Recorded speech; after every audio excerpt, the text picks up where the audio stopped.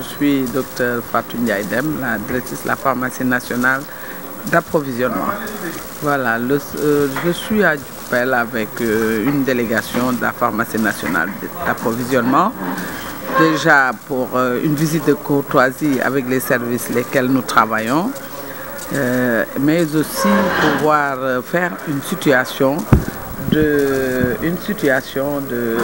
partenariat qui lie la pharmacie régionale d'approvisionnement installée ici à Touba avec les acteurs. En fait, c'était le but de cette rencontre parce qu'il est bon à chaque fois de besoin, normalement périodiquement, de pouvoir rencontrer les acteurs pour voir le niveau de satisfaction, mais aussi voir les moyens de relever les défis ensemble.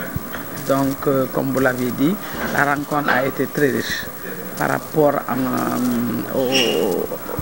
aux interventions des médecins, du médecin-chef de région d'abord, des médecins-chefs de district, mais aussi des pharmaciens qui sont aussi bien au niveau du district et au niveau région médicale. Il a été constaté effectivement que nous avons des défis à relever dans le plan, comme vous dites, de l'approvisionnement et de la satisfaction par rapport à la commande. Mais ceci ne nous surprend guère, puisque nous avons une grande région, la grande région de Diourbel, surtout l'axe Touba-Mbacké, qui est en perpétuel,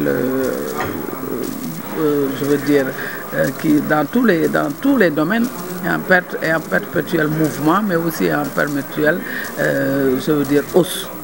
Et là, nous saluons vraiment les efforts de l'État qui ont été faits à ce niveau pour pouvoir avoir une très bonne santé de cette population toujours grandissante.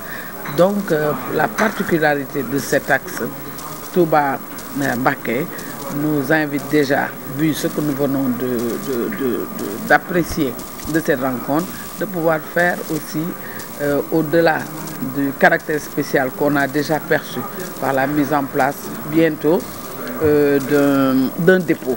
Parce que ce sera la première région qui aura une pharmacie régionale et aura un dépôt.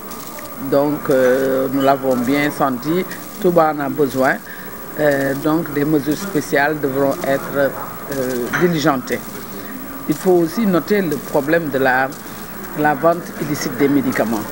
Et en tant qu'acteur de santé, en tant qu'ayant une mission de pouvoir mettre en place des médicaments sécurisés au dernier kilomètre, comme on l'appelle, déjà, ça c'est l'accessibilité géographique, mais aussi l'accessibilité financière.